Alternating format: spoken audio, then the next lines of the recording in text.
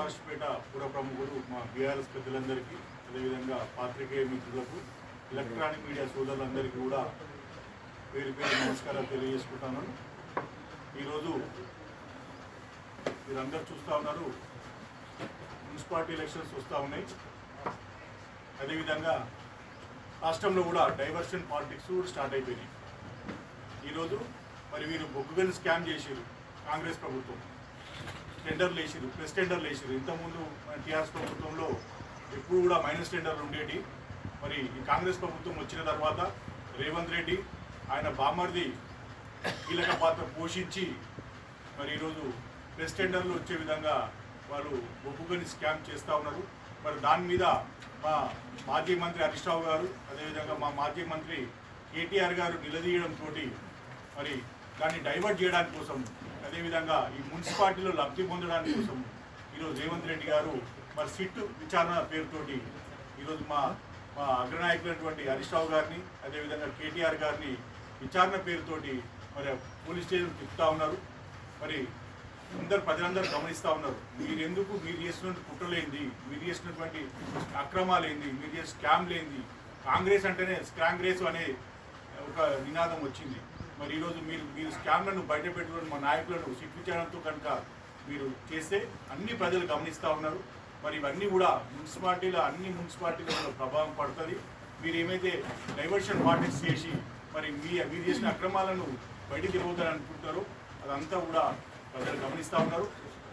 ఈరోజు మేము ఇంతకుముందు కూడా నేను కానీ మా ఎమ్మెల్యే గారు చింతప్రభాకర్ గారు కూడా అన్ని సదాశివపేట పట్టణంలో ఇప్పటి వరకు మేము ప్రచారం చేసి వచ్చినాం.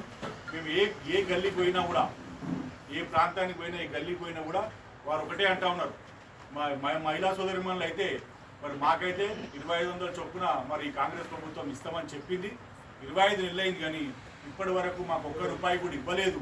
ఏ కాంగ్రెస్ నాయకుడు వచ్చి మాకు ఓటు వేయడానికి వస్తే కనుక మాకు 2500 ఇస్తేనే మేము మీకు ఓటేస్తాము, లేకపోతే మిమ్మల్ని ఖచ్చితంగా కాంగ్రెస్ నాయకులు నిలదీస్తామని చెప్పి వాళ్ళు తెలియజేయడం జరిగింది. మేము ఆ వృద్ధుల దగ్గరికి, మా వికలాంగ సోదరుల దగ్గరికి కూడా పోయినాం. ఈరోజు పోతే వారు ఒకటే మాట చెప్పారు, ఏదంటే మాకు 2000 పెన్షన్ వస్తుండే. మాకు కేసీఆర్ గారు ఉన్నప్పుడు 200 పెన్షన్ నుంచి ₹2000 పెన్షన్ మాకు చేసిండు. మరి ఈరోజు కాంగ్రెస్ ప్రభుత్వం, రేవంత్ రెడ్డి ప్రభుత్వం మాకు 4000 చేస్తామని చెప్పారు. ఇప్పటికి 25 నెలలు అవుతున్నా కూడా మాకు 2000 పెన్షన్ కూడా సరిగ్గా ఇవ్వకపోవడంతో పాటు ₹4000 పెంచకపోవడంతో ₹2000 కూడా సరిగ్గా ఇవ్వట్లేదు.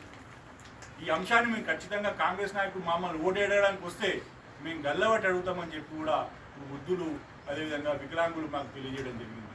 అదేవిధంగా మా విద్యార్థుల దగ్గరికి పోయినాం. మా విద్యార్థుల దగ్గర ఒకటే మాట అన్నారు, మాకు రియంబర్స్మెంట్ కేసీఆర్ గారు ఉన్నప్పుడు రెగ్యులర్గా వచ్చేది, మా కాలేజీలో ఇబ్బందులు కాలేదు. అదే కాంగ్రెస్ ప్రభుత్వం వచ్చిన తర్వాత మాకు గ్యారంటీ ఇస్తామని చెప్పారు. 5 లక్షల రూపాయల గ్యారంటీ కూడా మాకు ఇస్తామని చెప్పారు. కానీ ఇప్పటి వరకు మా రియంబర్స్మెంట్ కూడా ఈ కాంగ్రెస్ ప్రభుత్వం చేయలేదు. వాళ్ళు ఎవరు ఓటు అడగడానికి వచ్చినా కూడా మేము ఖచ్చితంగా నిలదీస్తామని చెప్పి కూడా మా విద్యార్థి సోదరులు తెలియడం జరిగింది. అదేవిధంగా రైతుల దగ్గరికి పోయినాం. రైతుల దగ్గరికి పోతే ఒకటే మాట అన్నారు, మాకు కేసీఆర్ గారు ఉన్నప్పుడు ₹10,000 రైతు బంధు వచ్చేది. కానీ రేవంత్ రెడ్డి గారు ఏమన్నారంటే, మీరు ఇప్పుడే తీసుకుంటే 10,000 వస్తుంది, నేను వచ్చిన తీసుకుంటే 15,000 వస్తుంది అని చెప్పిండు. కానీ ఇప్పటి వరకు కూడా మరి 15,000 ఇవ్వకపోగా ఇచ్చే దానిలో కూడా ఇప్పటికి 2 సార్లు ఎగ్గొట్టి మా రైతు బంధువులు మా పుట్టగొట్టిరని చెప్పి కూడా రైతులందరూ చాలా బాధపడుతూ ఉన్నారు. మేము కూడా మా ఇంటికి వస్తే ఖచ్చితంగా కాంగ్రెస్ నాయకులు గల్లబట్టి అడుగుతామని చెప్పి కూడా మా రైతు సోదరులు వివరించడం జరిగింది. అదేవిధంగా ఎక్కడికి పోయినా కూడా, మా మహిళా సోదరుల దగ్గరికి పోయినా, విద్యార్థుల దగ్గరికి పోయినా, మా రైతుల దగ్గరికి పోయినా, మా వృద్ధుల దగ్గరికి పోయినా, ఎవరి దగ్గరికి పోయినా కూడా ఈరోజు బ్రహ్మాండమైన రెస్పాన్స్ మాకు బీఆర్ఎస్ పార్టీకి వస్తూ ఉన్నది. మేము ఖచ్చితంగా బీఆర్ఎస్ పార్టీ అభ్యర్థులనే గెలిపించుకుంటాము. ఈ కాంగ్రెస్ అభ్యర్థులు కనుక వస్తే ఖచ్చితంగా మాకు 6 గ్యారంటీలు ఏమైనాయి, మాకు బాకీపడ్డ మీరు పైసల గురించి మీరు మాకు ముందు చెప్పిన తర్వాతనే మమ్మల్ని ఓటు అడగాలని చెప్పి మేము అందరినీ కాంగ్రెస్ అభ్యర్థులు నిలదీస్తామని చెప్పి కూడా ఈరోజు పబ్లిక్ చెప్పడం జరుగుతూ ఉన్నది. ఈ పబ్లిక్ రెస్పాన్స్ చూస్తూ ఉంటే ఖచ్చితంగా 145 మున్సిపాలిటీలు కూడా బీఆర్ఎస్ గెలుచుకునే అవకాశం ఉన్నది. అందులో ముఖ్యంగా మా సదాశివపేట పట్టణంలో మా 26 మంది అభ్యర్థులలో 20 పైగా అభ్యర్థులను మా టీఆర్ఎస్ ప్రభుత్వం, మా టీఆర్ఎస్ పార్టీ గెలుచుకొని ఈ టీఆర్ఎస్ సదాశివపేట మున్సిపాలిటీ మీద గులాబీ జెండా ఎగరేయబోతామని కూడా తెలియజేస్తూ ఉన్నాం. అదేవిధంగా ఎక్కడ పోయినా మా ప్రభాకరన్ నేతృత్వంలో ఇక్కడ ఎక్కడ పోయినా కూడా పబ్లిక్లో మంచి రెస్పాన్స్ మా పార్టీకి ఉన్నది.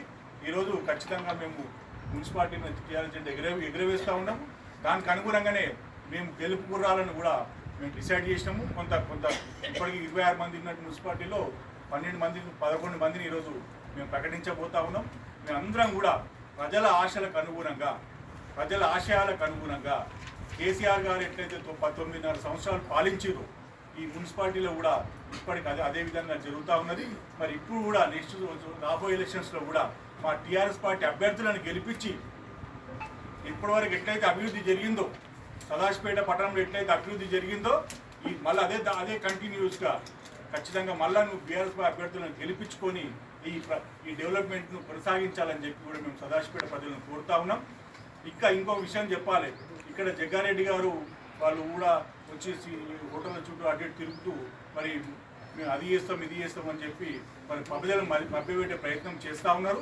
మరి మీరే గెలవనప్పుడు మీ అభ్యర్థులు ఎట్లా గెలుస్తారనే విషయం కూడా మీరు ఆలోచన చేసుకోవాలి.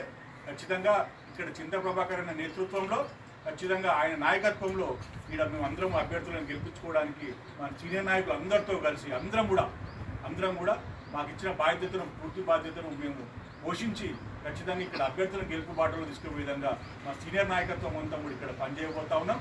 మా రూరల్ ప్రాంతం నుంచి కూడా మా నాయకులందరూ కలిసికట్టుగా ప్రచారం చేసి మరి ప్రభాకర్ నాయకత్వంలో ఈ మున్సిపాలిటీని సాధించుకుంటామని చెప్పి కూడా తెలియజేస్తాం.